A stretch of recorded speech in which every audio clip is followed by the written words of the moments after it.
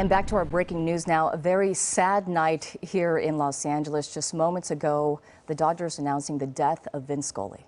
Yeah, Vin Scully dies at the age of 94. He spent 67 seasons with the Dodgers. Jamie Maggio has more on that.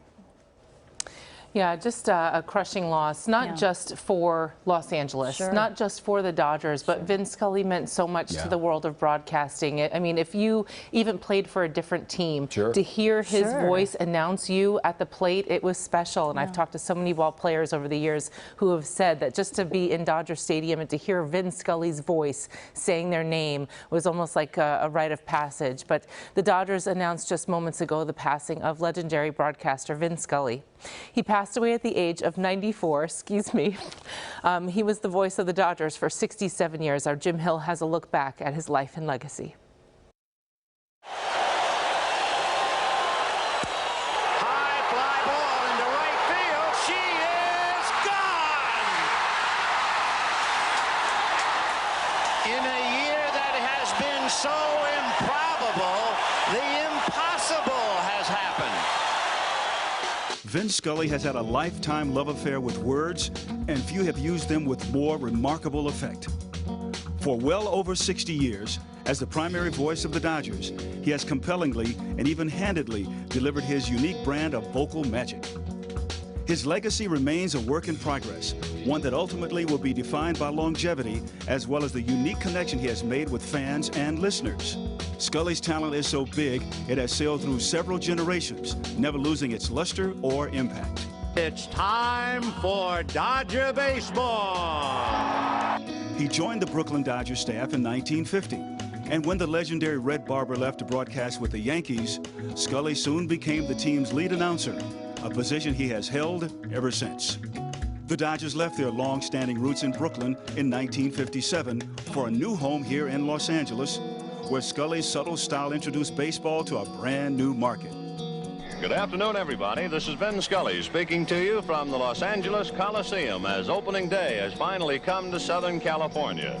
The Dodgers and their very popular announcer were instant hits in a city that knew a thing or two about celebrity. And it would be here that Scully solidified his standing in team lore, arguably as important as any Dodger player who ever took the field. 2-2 to Harvey Keene. One strike away.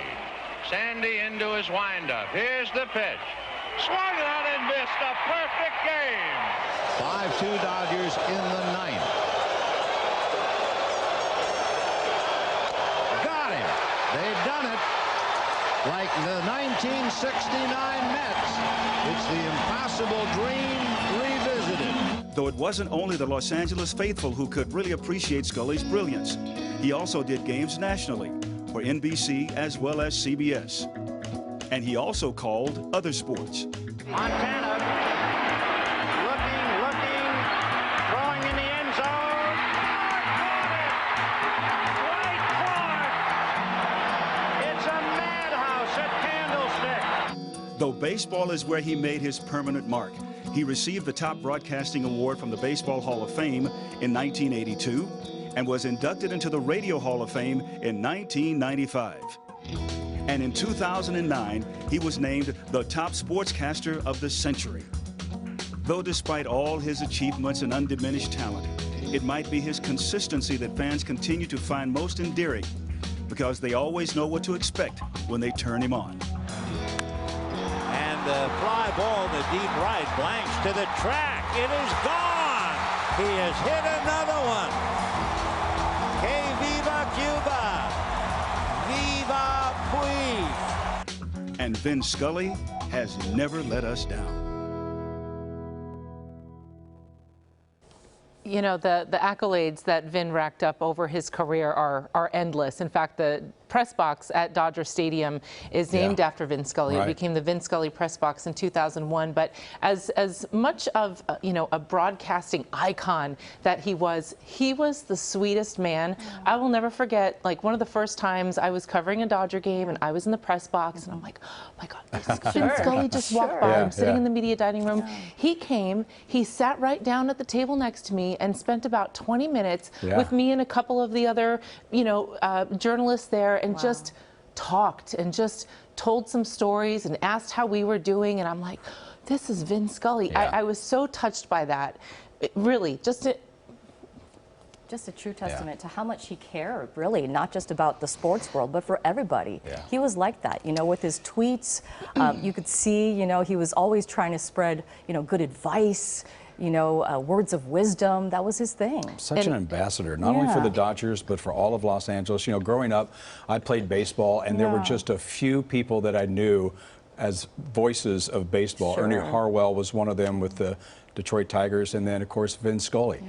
I just remember as a kid listening to him, and it was just that iconic voice. Iconic voice. 67 years, Hall of Fame broadcaster. It's just amazing. And when you meet your idols, and they live up to the hype, you know, and they're just as More wonderful than as you imagine them to be. But we're going to have reaction, you know, throughout the evening from members of the Dodgers organization and players as well. So stay with us. All right. Jamie, thank you so much. Well, we hate to bring this news, but Dodgers broadcaster Vin Scully is dead at the age of 94, 67 seasons with the Dodgers. You've been to Dodger Stadium. Sure. Even if you're not listening to the broadcast, you felt him there. Oh, absolutely. You know, even if you weren't, you know, tuning into the radio. Absolutely. Or even if you're watching it on TV, you always felt his presence. Absolutely. All right. We'll be right back with more news.